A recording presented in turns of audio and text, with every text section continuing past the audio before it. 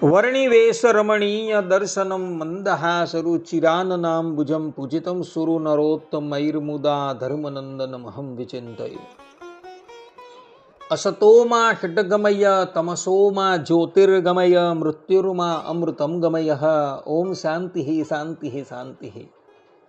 અસ્મદ્ગુરુ સમારંભાં નાથયામૂન મધ્યમાં લક્ષ્મી વલ્લભ પર્યંતાં વંદે ગુરુ પરંપરા. આજની જ્ઞાન સભાની અંદર પધારનારા બધા જ ભગવત ભક્તોને વેદાંતાચાર્ય, પુરાણ ઇતિહાસાચાર્ય, એમ.એ. ફિલોસોફી શાસ્ત્રી રાકેશભાઈના હેતપૂર્વક જય સ્વામિનારાયણ.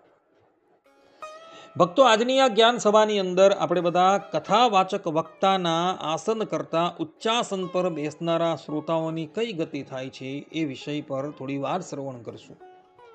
તો બધા જ શ્રોતાગણો ધ્યાનપૂર્વક આ પ્રવચન શ્રવણ કરે અને એને આત્મસાત કરી લે.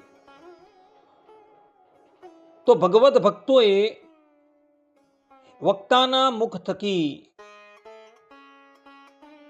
કેવી રીતે કથા સાંભળવી, અર્થાત એ કયા આસન પર બેસીને કથા સાંભળવી, એનો વિવેક બતાવતા ભગવાન સ્વામિનારાયણ સત્સંગી જીવનના ચતુર્થ પ્રકરણના પ્રથમ અધ્યાયના 50મા શ્લોકની અંદર કહે છે કે આસનાદ અવરે વક્તુર ઉપવિશ્યાસને તતઃ પુરાણમ શૃણુયુઃ સર્વે નત્વા તમ સ્વસ્થ માનસાહ.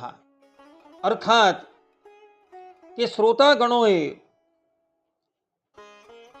પ્રવક્તાને પ્રણામ કરીને તેના આસન થકી નીચા સ્થાપન કરેલા આસનમાં બેસીને સ્વસ્થ મનવાળા થઈને કથાને શ્રવણ કરવી. આ પ્રમાણે ભગવાન સ્વામિનારાયણે અહીં સત્સંગી જીવનમાં સ્પષ્ટ રૂપે કહેલું છે કે શ્રોતાગણોએ વક્તાના આસન કરતા નીચા આસન પર બેસીને કથાનું શ્રવણ કરવાનું છે, પરંતુ વક્તાના આસન કરતા ઉચ્ચાસન પર બેસીને એણે ક્યારેય પણ કથાનું શ્રવણ કરવાનું નથી. ભૂતકાળની અંદર એવા પ્રસંગો બનેલા છે કે જેમાં શ્રોતાઓએ ઉચ્ચાસન પર બેસી, અર્થાત કે વક્તાના આસન કરતા ઉચ્ચાસન પર બેસીને કથા સાંભળી તો એણે એના માથા પરિણામ ભોગવવા પડેલા હતા. આ સંબંધમાં શ્રીમદ ભાગવતના તથા રામાયણના વક્તાઓ હનુમાનજીના જીવનનો એક પ્રસંગ ઐતહ્ય પ્રમાણથી આપે છે. એ શ્રવણ કરવા યોગ્ય છે. વાત એવી હતી કે જ્યારે કૌરવો અને પાંડવો વચ્ચે કુરુક્ષેત્રના મેદાનમાં યુદ્ધ પ્રારંભ થવાનું હતું, તે સમયે અર્જુનજીએ ભગવાન શ્રી કૃષ્ણને કહ્યું કે આપ શ્રી મારા રથને બંને સેનાઓની મધ્યમાં જઈને સ્થાપન કરો. અને અર્જુનજીએ કહ્યું એટલે ભગવાન શ્રી કૃષ્ણ અર્જુનજીના રથને લઈ બંને સેનાઓની મધ્યમાં એમના રથને સ્થાપન કરે છે. અને બંને સેનાઓમાં પોતાના સગા સંબંધીઓને જોઈ અર્જુનજીને વ્યામો થઈ જાય છે. ત્યારે અર્જુનજીના વ્યામોને તાળવાને અર્થે ભગવાન શ્રી કૃષ્ણ અર્જુનજીને ગીતાનો ઉપદેશ આપે છે. તે સમયે હનુમાનજી મહારાજ અર્જુનજીના રથની ઉપર એમની ધજા પકડીને બેઠેલા હતા અને એવો પણ એ ગીતાનો ઉપદેશ શ્રવણ કરે છે.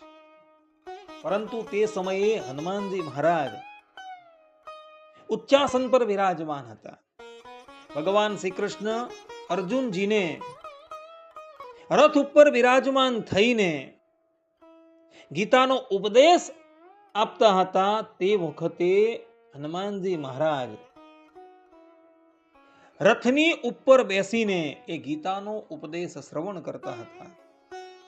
અને એને લઈને ભગવાન શ્રી કૃષ્ણ હનુમાનજી મહારાજને શાપ આપી દે છે અને કહે છે કે તમારે કેટલાક કાળ પર્યંત પિશાચની યોનિમાં જવું પડશે. અને એને લઈ હનુમાનજી મહારાજ કેટલાક કાળ પર્યંત પિશાચની યોનિમાં જાય. જેનું કારણ એ જ કે હનુમાનજી મહારાજે ભગવાન શ્રી કૃષ્ણ જ્યારે ઉપદેશ આપતા હતા તે સમયે ભગવાન શ્રી કૃષ્ણ કરતા ઉચ્ચાસન પર બેસીને એ ગીતાના ઉપદેશનું શ્રવણ કરેલું હતું અને એને લઈને હનુમાનજી મહારાજે ભગવાન શ્રી કૃષ્ણના શાપના ભાજી થવું પડેલું હતું અને પિશાચ યોનિમાં જઈને હનુમાનજી મહારાજે ગીતા પર પૈશાચ ભાષ્યની રચના કરી હતી, જે ભાષ્ય અત્યારે છપાઈ ચૂકેલું છે. ગીતાની ઉપર સર્વપ્રથમ ટીકા ભાષ્યની રચના કરનારા હનુમાનજી મહારાજ હતા. એવો એ પિશાચ યોનિમાં જઈને એ ગીતા પર ભાષ્યની રચના કરી હતી, જે અત્યારે પૈશાચ ભાષ્યના નામથી પ્રકાશિત થઈ ચૂકેલું છે. માટે ભક્તો, જ્યારે પણ તમે કોઈક વક્તા થકી કથા સાંભળવા માટે જાઓ ત્યારે એ વક્તાના આસન કરતા નીચા આસન પર બેસીને કથા શ્રવણ કરજો. અન્યથા હનુમાનજી મહારાજની જેમ તમારે પણ એ દુષ્કૃત્યનું ફળ ભોગવવું પડશે.